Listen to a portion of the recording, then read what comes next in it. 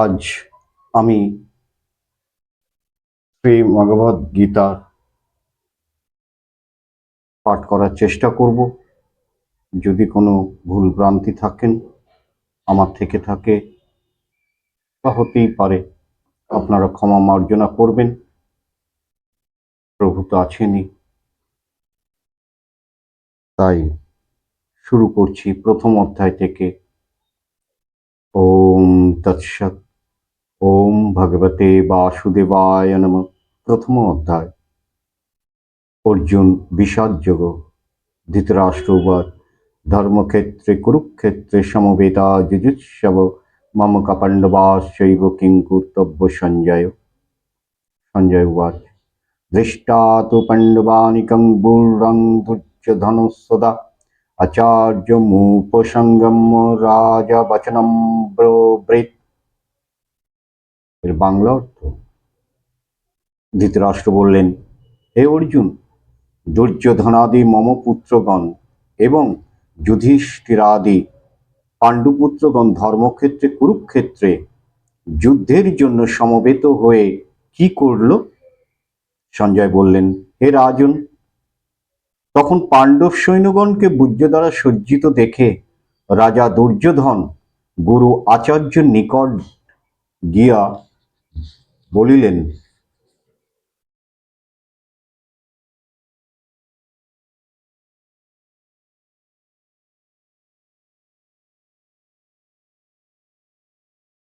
পশ্যৈতং পাণ্ডুপুত্রনামাশ্চর্যমহতিং চ মুম বর্রং দ্রুপদপুত্রেণ তব শিষ্যনধিমতা অত্র শূরমহেশ্বস্য ভীমার্জুন সমাযুধি যুযুধান বিরাটস্য দ্রুপদস্য মহারথা দৃষ্টুকেতুশ্চেকিতান বকাশিরাজস্য বীর্যবান পুরজিৎ কুন্তভোজস্য শৈবস্য নরপুঙ্গমা যুধামন্যস্য বিক্রান্ত উত্তমৌজাস্য বীর্যবান সৌভদ্র দ্রৌপদায়শ্চ সর্ব এব মহারথা अस्माकं तु विशिष्टाते तन्निबोध द्विजोत्तमम् नायका मम सैन्यस्य संगार्थं तान् ब्रवीमि ते भवान् भीष्मश्च कर्णस्य कृपायश्च समितञ्जयो अश्वत्थामा विकर्णश्च सौमदत्ति जयद्रथा अन्ये च बहवो शूरामदर्थे त्यक्तजीविता नानाशस्त्रप्रहरण सर्वे युद्धविशारद अपर्याप्तं तदस्माकं बलं भीष्माभिरक्षितम् पर्याप्तं तेदमेतशं बलं भीमाभिरक्षितम् अयनेषु च सर्वेषु यथाभागं वस्थिता भीष्मेवाभिरक्षन्तु भवन्तु सर्व एव हि तस्य संजनयन् हर्षं कुरु वृद्धो पितामह सिंहनादं विनोदस्यै शङ्खं दद्धौ प्रतापवान् ततो शङ्खाश्च भेजश्च पनवान् गोमुखा सहसैर्भाज्यहनन्तो न शब्दस्तु मूलः भवत्। হে আচার্য, আপনার বুদ্ধিমান শিষ্য দ্রুপদ পুত্রের সহিত পাণ্ডবদের এই বিরাট সৈন্যদল দেখুন। এই সেনাদলে ভীম ও অর্জুনের ন্যায় মহাধনুর্ধর বীরেরা আছেন। মহারাজ সাত্যকী, বিরাট এবং মহাবীর দ্রুপদ, দৃষ্টকেতু, চেতিকেতান, মহাবীর্যশালী কাশীরাজ, পুরুজিৎ, কুন্তিভোজ, নরশ্রেষ্ঠ শৈব, পরাক্রান্ত যুধামন্য, বীর্যবান, উত্তমৌজা, সুভদ্রানন্দন অভিমন্যু এবং দ্রৌপদীর পঞ্চপুত্র এই সকল মহারথী বর্তমান। হে দ্বিজবর, আমাদের সেনাদলে যে সকল সেনাপতি রয়েছেন তাহাদিগকে জানিয়ে রাখুন। আপনার গোচরার্থে তাহাদিগের নাম বলিতেছি। আপনি নিজে পিতামহ ভীষ্ম, কর্ণ, রণশালী কৃপাচার্য, অশ্বত্থামা, বিকর্ণ, সোমদত্ত পুত্র এবং জয়দ্রথ। গুরুদেব, আমার জন্য প্রাণ দিতে প্রস্তুত এইরূপ নানা প্রহরণধারী যুদ্ধ বিশারদগণ আমার পক্ষে সজ্জিত আছেন।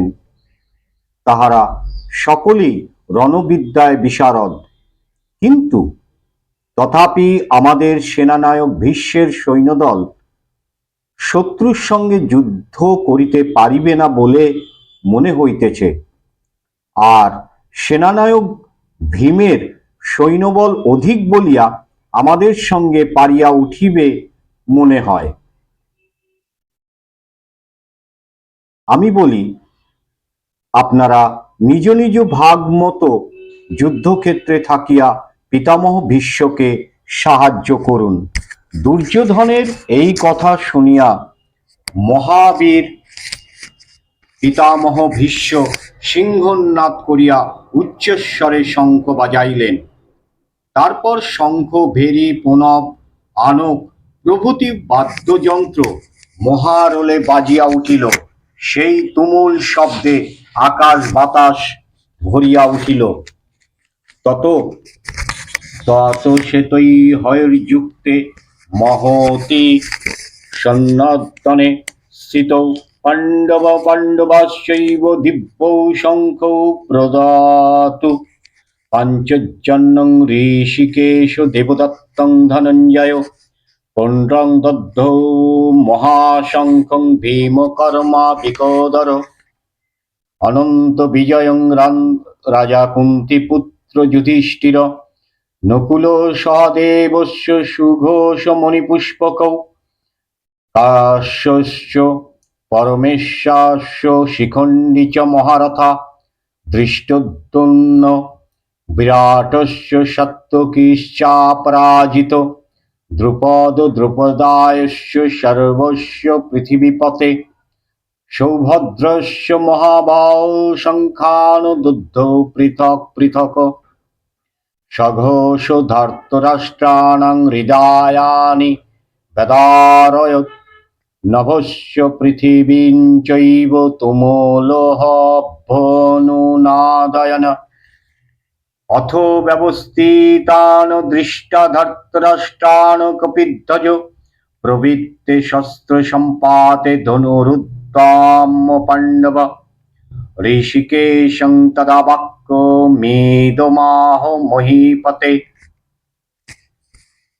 অর্জুন উবাচ সেনয়োরুভয়োর্মধ্যে রথং স্থাপয় মেহুচ্যুত যাবদেন্নারিক্ষেহয়ং যুদ্ধ কামানবস্থিতান কৈর্ময় সহ যোদ্ধবামস্মিন রণসমুদ্যমে যৎস মনান ভিক্ষেহয়ং য এতহত্র সমাগতা ধার্তরাষ্ট্রস্য দুর্বুদ্ধে যুদ্ধে প্রিয় চিকীর্ষব। সঞ্জয় উবাচ এবমুক্তা ঋষিকেশ গুড়াকেশন ভারত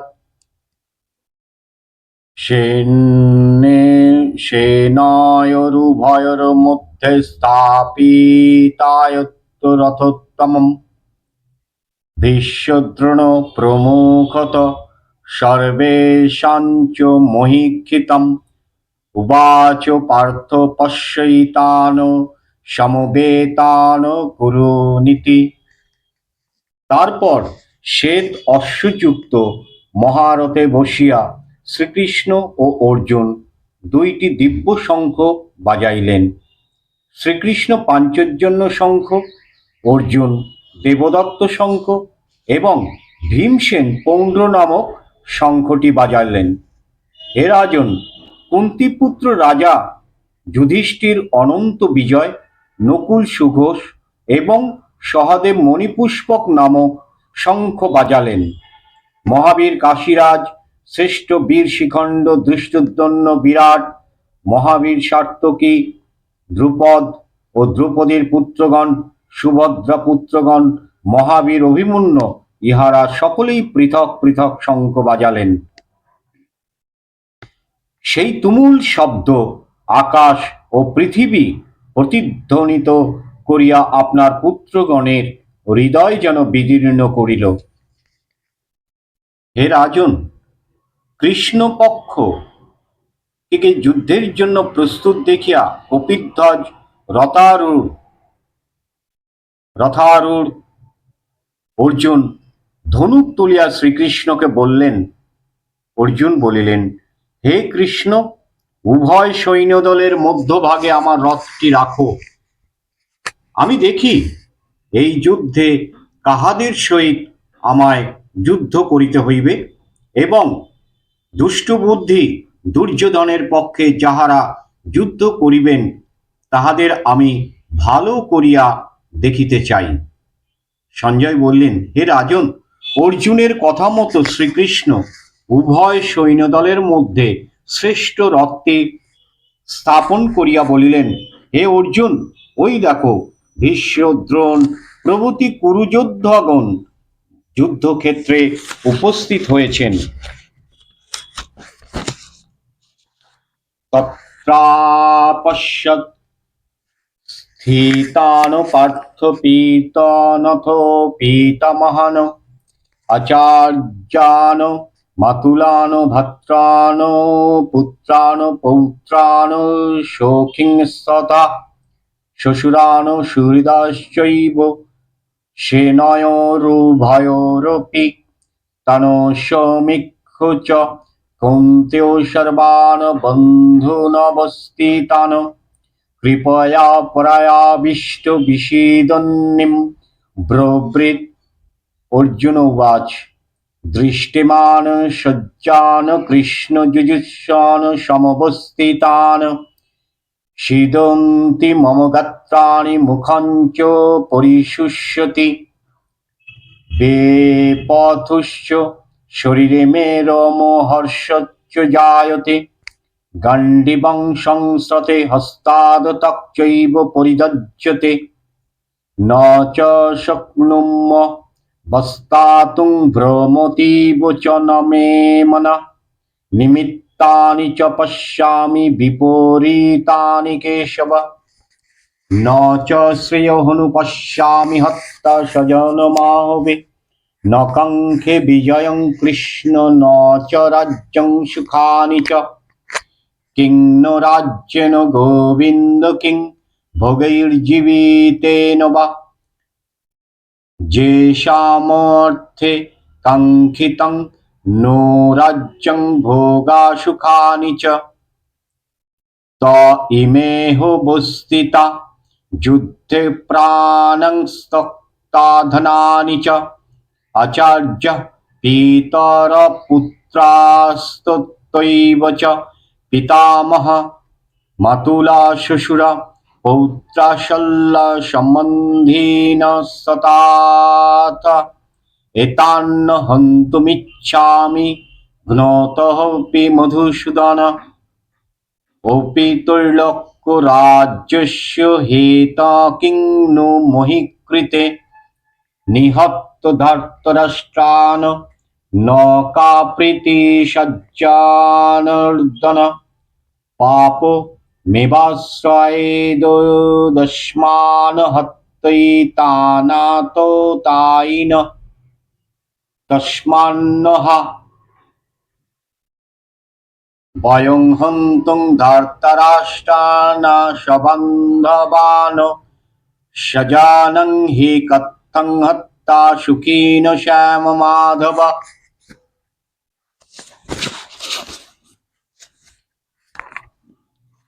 তাহার পর অর্জুন সেই স্থানে অবস্থিত উভয় সৈন্যদলের মধ্যে পিতামহ, গুরু, তাত, পৌত্র, ভ্রাতা, শ্বশুর, মাতুল ও সুহৃদয় প্রভৃতিকে দেখলেন। সেই সকল আত্মীয় স্বজন বন্ধুবান্ধবকে যুদ্ধক্ষেত্রে অবলোকন করে করুণায় অর্জুনের মন ভরে গেল। তিনি অতি দুঃখিত হয়ে বললেন, হে কৃষ্ণ, যুদ্ধকামী এই সকল আত্মীয় স্বজনকে সম্মুখে দেখে আমার অঙ্গ অবসাদগ্রস্ত ও মুখ শুষ্ক হচ্ছে, আমার শরীর কাঁপিতেছে, হস্ত হতে গান্ডীব স্খলিত হইতেছে এবং গাত্র দগ্ধ হইয়া যাইতেছে। হে কৃষ্ণ, আমি রথে অবস্থান করিতে অক্ষম, আমার মন অত্যন্ত স্থির, আমি নানাবিধ অশুভ লক্ষণ দেখিতে পাইতেছি। যুদ্ধে আত্মীয় স্বজনকে বধ করিয়া কোনো শ্রেয় দেখি না। হে কৃষ্ণ, আমি জয় চাহি না, রাজ্য চাহি না, সুখ ভোগও চাহি না। হে গোবিন্দ, রাজ্য বা ধনে আমাদের প্রয়োজন কি? যাহাদের জন্য রাজ্যভোগ এবং সুখ কামনা করি, সেই গুরু, পিতামহ, পিতৃব্য, মাতুলাদি ইহারা সবাই ধন ও প্রাণের মায়া ছাড়িয়া যুদ্ধে উদ্ধত। হে মধুসূদন, পৃথিবী তো দূরের কথা, যদি ত্রিভুবনের আধিপত্য পাই তবুও নয়। হে কৃষ্ণ, জ্ঞাতিবধে শাস্তি কোথায়? হে মাধব, ইহারা আততায়ী, তবুও ইহাদিগকে বধ করিলে পাপে স্পর্শ করিবে। সুতরাং আত্মীয় বধে আমরা কিরূপে সুখী হইব? যদ্যপেতে ন পশ্যান্তি লোভোপহত চেতস কুলক্ষয় কৃতং দোষং মিত্রদ্রোহে চ পাতকম তত্থং ন জ্ঞেয়মস্মাভিঃ পাপাদস্মান্নিবর্তিতম কুলক্ষয় কৃতং দোষং প্রপশ্যদ্ভিজনার্দনম কুলক্ষয় প্রণশ্যন্তি কুলধর্মা সনাতনা ধর্মে নষ্টে কুলং কৃষ্ণম ধর্মঃ বিভবতুত অধর্মাভিভবৎ কৃষ্ণ প্রদুষ্যন্তি কুলস্ত্রিয় স্ত্রীষু দৃষ্টাসু বর্ষেয় জায়ত বর্ণ শঙ্কর শঙ্কর নরকাইব কুলঘ্নানং কুলস্য চ পতন্তি পিতর হস্যং লুপ্তপিণ্ড দকক্রিয়া দোষৈরেতৈ কুলঘ্নানং বর্ণ শঙ্কর কারকৈ উৎসাদন্তে জাতি ধর্মা কুলধর্মাস্য শাশ্বত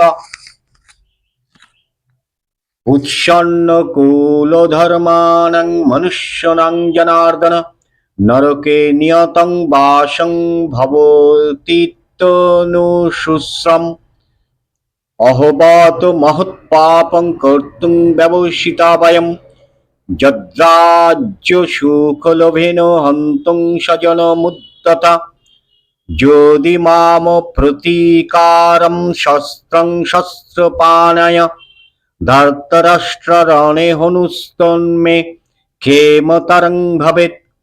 সঞ্জয় উবাচ এবমুক্তার্জুন সখ্যে রথোপস্থ উপাবিশৎ বিসৃজ্য সশরং চাপং শোকো সংবিঘ্নমানস। হে জনার্দন, লোভে উহারা বুদ্ধিশূন্য হইয়া কুলক্ষয়ে ও মিত্রদ্রোহে যে পাপ হয় তাহা জানে না।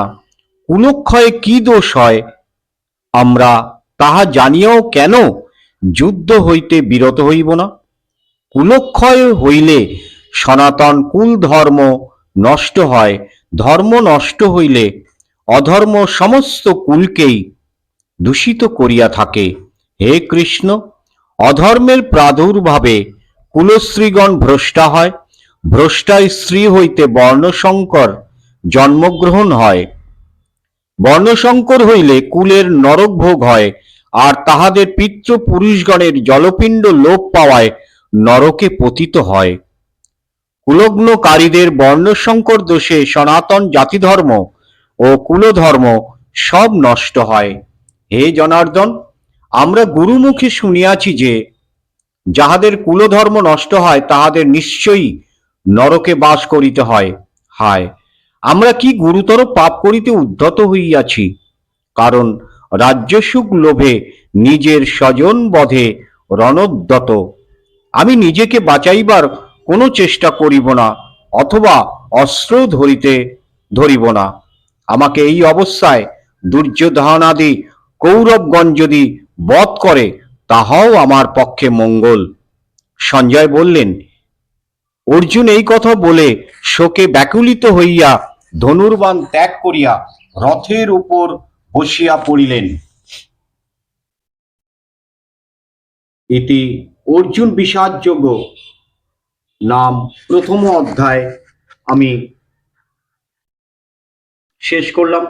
এরপরে আমরা দ্বিতীয় পাঠ পরের অংশে আমরা শুনতে পাবো। তার আগে বলে দিই, গীতা অধ্যয়নের শেষে গীতার মাহাত্ম্য অতি অবশ্যই শ্রবণ করতে হয়। গীতা মাহাত্ম্য না শুনলে তার গীতা পাঠই বৃথা হয়ে যায়। ওম তৎসৎ। শ্রী শ্রী কৃষ্ণার্পণমস্তু। ওম ভগবতে বাসুদেবায় নমঃ। শ্রী শ্রী গীতা মাহাত্ম্যম। ঋষিरुवाच गीतास्यैव महत्तं यथावत् श्रुतमेवद पुराणानां क्षेत्रे व्यासमुनिनोदितं। श्रुतोवाच भद्रं भगवता पृष्टं यद्धि गुप्ततमं परं शक्यते केन तदुर्वृत्तं गीतामाहात्म्यमुत्तमं। कृष्ण जानति वै सम्यक् किञ्चित् कुन्तिसूतफलं ব্যাস বা ব্যাসপুত্র বা যাজ্ঞবল্ক হত মৈথুল্য। ঋষি বললেন, হে সুত, পুরাকালে নারায়ণ ক্ষেত্রে বসিয়া মহামুনি ব্যাস আপনাদের নিকট গীতা মাহাত্ম্য যেরূপ বলিয়াছিলেন তাহাই আপনি কৃপা করিয়া আমাদের কাছে বলুন। সুত বলিলেন, আপনি যে মঙ্গলময় পরম গুহ্যতম উত্তম বিষয় জিজ্ঞাসা করিলেন সেই অত্যুত্তম গীতা মাহাত্ম্য বলিতে কাহার সামর্থ্য আছে? ইহা একমাত্র শ্রীকৃষ্ণই জানেন। ইহা অর্জুন, ব্যাসদেব, সুখদেব, যাজ্ঞবল্ক্য ও মিথিলা জনক ঋষিও কিছু কিছু জানেন। অন্যে শ্রবন্তঃ শ্রুতালেশং সংকীর্তয়ন্তি চ তস্মাদ কিঞ্চিদ বদামত্র ব্যাসস্যময়া শ্রুতম। সর্বপুণ্যসদ গাভদুগ্ধগোপালনন্দন পার্থর্বস্য সুধীর্ভক্ত দুগ্ধং ঘৃতামৃতং মহৎ শরত্তমর্জুন সাদৈ কুর্বাণ গীতামৃতৌ দদৌ লোকত্রয়োপকারায় তস্मै কৃষ্ণাত্মনে নমঃ। সংসার সাগরং ঘোরং তদুর্মিচ্ছতি য নর গীতানবং সমাসদ্য পারং যাতি সুখেন চ। গীতাজ্ঞান শ্রুতং নৈব সদৈভাস্য জগতা মোক্ষমিচ্ছতি মূঢ়াত্মা জাতি বালকঃ শ্রুতম। যো শৃণন্তি পঠন্তেন্ব গীতা শাস্ত্র মহর্ষিণম ন তে বৈ মনুষা জ্ঞেয়া দেবারূপা ন সংশয়। গীতাজ্ঞানেন সংবোধং কৃষ্ণ প্রহার্জুনায় বৈ ভক্তি তত্ত্বং পরং তত্র সগুণং বাথ নির্গুণম। সোপানাষ্টাদশৈরেবং ভক্তি মুক্তি সমুচ্ছ্রিতৈ ক্রমশ শুদ্ধি চিত্ত সৎ প্রেম ভক্তাদি কর্মসু সদো গীতাম্ভসি স্নানং সংসার মলনাশম শ্রদ্ধাহীনস্য তৎকার্যং হস্তি স্নানং বৃথৈব তৎ। গীতায়স্য ন জানতি পঠনং নৈব পাঠনম স এব মানুষলোকে কর্ম গোম সএব মানুষ লোকে মোঘ কর্মকার ভবেৎ। আর অন্য কানে শুনিয়া লেশমাত্র কীর্তন করেন। আমি ব্যাসদেবের মুখে যাহা শুনিয়াছি তেমনি তাহার কিছু ওই এই স্থানে কীর্তন করিতেছি, তাহা আপনারা শ্রবণ করুন। সমস্ত উপনিষদ ধেনুস্বরূপ, শ্রীকৃষ্ণ হইলেন দহনকর্তা, অর্জুন উহার বৎস, আর দুগ্ধ হইল শ্রেষ্ঠ গীতারূপ স্বরূপ অমৃত। শ্রীকৃষ্ণ অর্জুনের সারথি পদে প্রতিষ্ঠিত হইয়া জগতের উপকারার্থে গীতারূপ অমৃত দান করিয়াছিলেন। সেই কৃষ্ণরূপ, সেই শ্রীকৃষ্ণরূপ পরব্রহ্মকে প্রণাম করি। সংসাররূপ সাগর উত্তীর্ণ হওয়া বড় শক্ত। সেই নর ইচ্ছা করেন যিনি গীতারূপ নৌকা লইয়া অনায়াসে পার হইতে সমর্থ হন। যে মূঢ় ব্যক্তি পুনঃ পুনঃ অভ্যাসযোগে গীতাজ্ঞান প্রাপ্ত না হইয়া মোক্ষ লাভের ইচ্ছা করিবে, সে বালকের ন্যায় হাস্যাস্পদ হয়। যাহারা দিবানিশি গীতা পাঠ বা শ্রবণ করেন তাহারা মনুষ্য নহেন, নিশ্চয়ই দেবতা, ইহা জানিবে। গীতা জ্ঞানকে অবলম্বন করিয়া শ্রীকৃষ্ণ অর্জুনের নিকট জ্ঞান শাস্ত্রের সগুণ ও নির্গুণ ব্রহ্মের তত্ত্বজ্ঞান বলিয়াছিলেন। গীতার অষ্টাদশ অধ্যায় স্বরূপ সোপান ভক্তি ও অভক্তির দ্বারা বিকশিত এইরূপ ক্রমে ক্রমে প্রেম ভক্তি আদি কর্ম সকল উঠিয়া চিত্তশুদ্ধি হইয়া থাকে। সাধু ব্যক্তিগণ গীতারূপ পবিত্র জলাশয়ে স্নান করিলে সংসারের সর্বপাপ দূর হয়, আর যাহারা শ্রদ্ধাহীন তাহাদের পক্ষে হস্তি স্নানের ন্যায় সে গীতা পাঠ বৃথা হইয়া থাকে। যে ব্যক্তি গীতার পঠন ও পাঠন জানে না, সে ব্যক্তি নরলোকে যে কর্ম করে তাহার সবই বৃথা হয়। তস্মাদ গীতং ন জানতি নাধমস্তৎপরজন ধিক্তস্য মানুষং দেহং বিজ্ঞানং কুলশীলতম। গীতার্থং ন বিজানাতি নাধমস্তৎপরজন ধিক শরীরং শুভং শীলং বিভং তদগৃহাশ্রমম। গীতাশাস্ত্রং ন জানতি নাধমস্তৎপরজন ধিক প্রারব্ধং প্রতিষ্ঠান চ পূজং দানং মহত্তমম। গীতাশাস্ত্র মতি নাস্তি সর্বং তন্নিষ্ফলং যোগু ধিক তস্য জ্ঞানদাতরং ব্রতং নিষ্ঠং তপোজশো।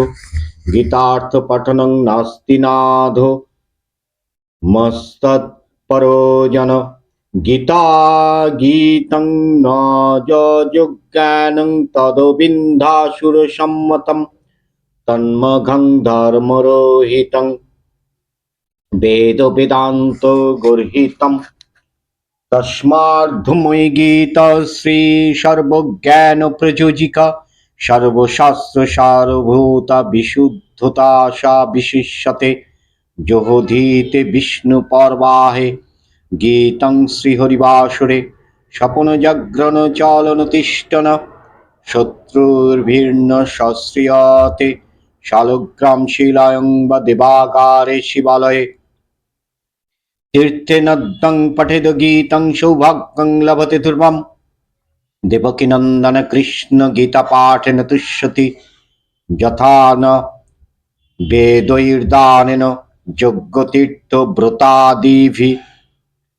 গীতাধীতা চ জেনাপি ভক্তি ভাবেন চেতসা বেদশাস্ত্র পুরাণানি তেনাধীতানি সর্বস্ব।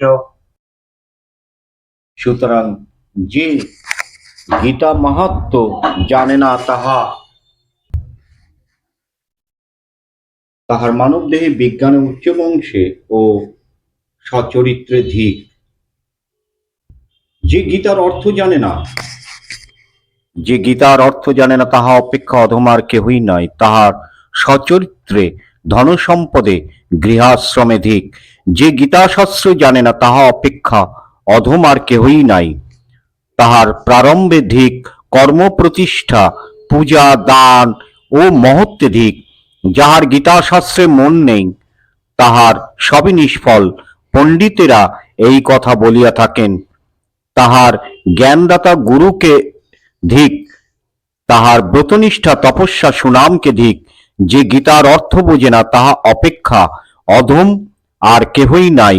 যে গীতা জ্ঞান গীতা সম্মত নহে, সে জ্ঞান অসুর জ্ঞান বলিয়া জানিবে, তাহা বৃথা, তাহা ধর্মশূন্য, তাহা বেদ বেদান্ত নিন্দিত হইয়াছে। সুতরাং ধর্মময়ী গীতা যে সর্বজ্ঞানের কারণ, এই গীতা সর্বশাস্ত্রের সারভূতা ও পবিত্র, তাই ইহা শ্রেষ্ঠ। যিনি হরিবাসরে ও শ্রীবিষ্ণু পর্বদিনে শ্রীগীতা পাঠ করেন, কিংবা নিদ্রায় জাগরণে চলিতে দাঁড়াইতে অথবা যে কোনো অবস্থাতেই গীতা পাঠ করেন, শত্রুগণ তাহার কোনো ক্ষতি করিতে পারে না। যিনি শালগ্রাম শিলায়, দেবালয়ে, শিবালয়ে, তীর্থে বা নদীর তীরে গীতা পাঠ করেন, নিশ্চয়ই তাহার সৌভাগ্য লাভ হইয়া থাকে। গীতা পাঠ করিলে দেবকীনন্দন শ্রীকৃষ্ণ যেমন তুষ্ট হয়েন, সেইরূপ বেদ পাঠ, দান, যজ্ঞ, তীর্থ, ব্রতাদির দ্বারা তুষ্ট হন না। যিনি ভক্তিভাব যুক্ত চিত্তে গীতা পাঠ করেন, তার বেদ, পুরাণ সকল শাস্ত্রই পাঠ করা হইয়া থাকে। যিনি যোগস্থানে, সিদ্ধপীঠে, শালগ্রাম শিলা ও অন্য শিলাময় দেবস্থানে সৎ সভায় যজ্ঞস্থলে হরিভক্তির নিকটে গীতা পাঠ করেন, তিনি সিদ্ধি লাভ করিয়া থাকেন। যে গৃহে গীতার অর্চনা হয়, সেই স্থানে অভিচার জনিত দুঃখ বা অভিশাপ জনিত কষ্টভোগ তাহার নিকট আসিতে পারে না। যে স্থানে তিতাব জনিত দুঃখ হয় না অথবা কোথাও ব্যাধি হয় না, সে স্থলে পাপ, দুর্গতি, নরক ভয় কিছুই থাকে না।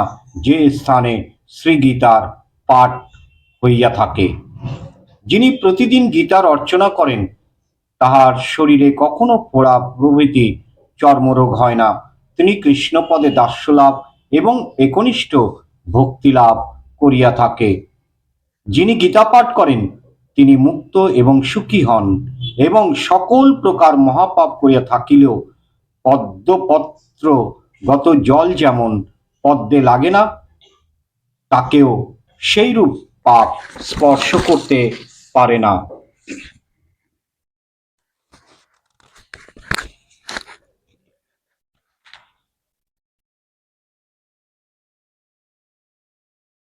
জয় জগৎ বন্ধু।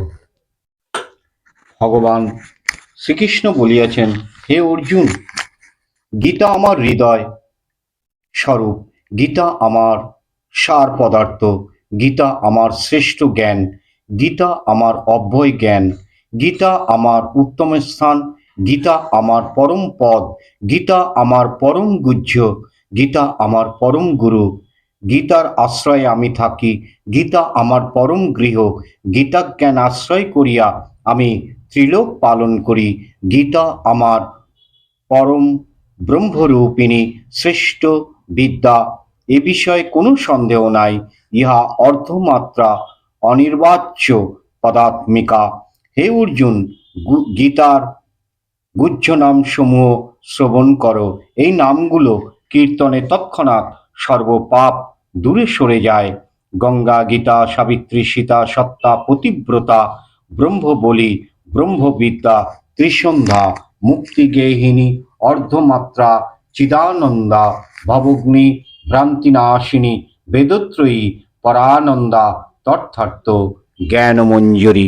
গীতার এই সকল নাম কয়টি যিনি স্থির চিত্তে জপ করিয়া থাকেন, তিনি নিত্য জ্ঞান সিদ্ধি লাভ করেন এবং সেইভাবে অন্তে পরম পদ লাভ করিয়া থাকেন। সম্পূর্ণ গীতা পাঠ না করিতে পারলে যদি ইহার অর্ধাংশ মাত্র পাঠ করা হয়, তাহা হইলে গোদানজনিত পুণ্য লাভ হইয়া থাকে, ইহাতে কোনো সংশয় নাই। গীতার 3 ভাগের 1 ভাগ পাঠ করিলেও সেই ব্যক্তির সোমযোগের ফল লাভ হয়, এবং 6 ভাগের 1 ভাগ মাত্র পাঠ করিলে তাহার গঙ্গা স্নানের ফল লাভ হয়। যিনি নিত্য গীতার 2 অধ্যায় পাঠ করেন, তিনি ইন্দ্রলোক গমন করিয়া এক কল্পকাল নিশ্চয়ই তথায় মহানন্দে বসবাস করিয়া থাকেন।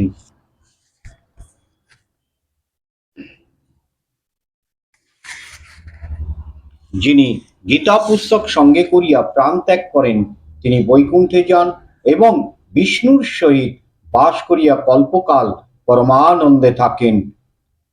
গীতা সর্বত্র গীতা পাঠ করত যে কার্য করা যায় সেই কার্যই নির্দোষ হইয়া পূর্ণত্ব প্রাপ্ত হয়।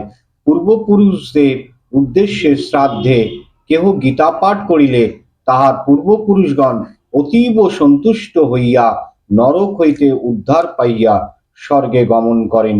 গীতা পাঠের ফলে পূর্বপুরুষগণ সন্তুষ্ট হন এবং শ্রাদ্ধ বা আসরে পুত্রগণকে আশীর্বাদ করিতে করিতে পিতৃলোকে গমন করেন। যিনি গীতার সহিত ধেনুপুচ্ছ দান করেন তাহার সেই দিনের মনের বাসনা পূর্ণত্ব লাভ করেন। যিনি স্বর্ণের সহিত ব্রাহ্মণকে গীতা দান করেন তাহাকে আর পুনর্বার জন্মগ্রহণ করিতে হয় না। যিনি 100 গীতা দান করেন তিনি ব্রহ্মলোকে যান আর তাহাকে জন্মগ্রহণ করিতে হয় না এই মাটির পৃথিবীতে।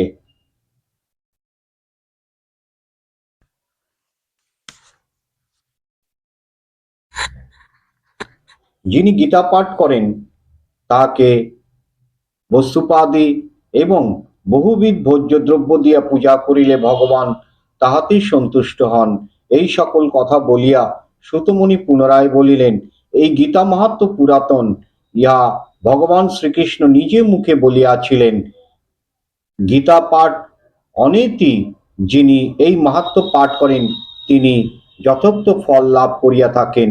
যিনি গীতা পাঠ করিয়া মাহাত্ম্য পাঠ করেন না তাহার গীতা পাঠ বৃথা শ্রম মাত্রই হয়ে থাকে। যিনি গীতার ব্যাখ্যা শ্রবণ করিয়া গীতার মাহাত্ম্য শ্রবণ করেন তিনি পরমাগতি লাভ করেন।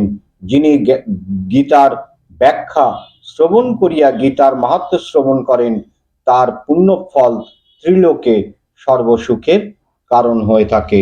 জয় জগৎবন্ধু সুন্দর, জয় গুরুদেব।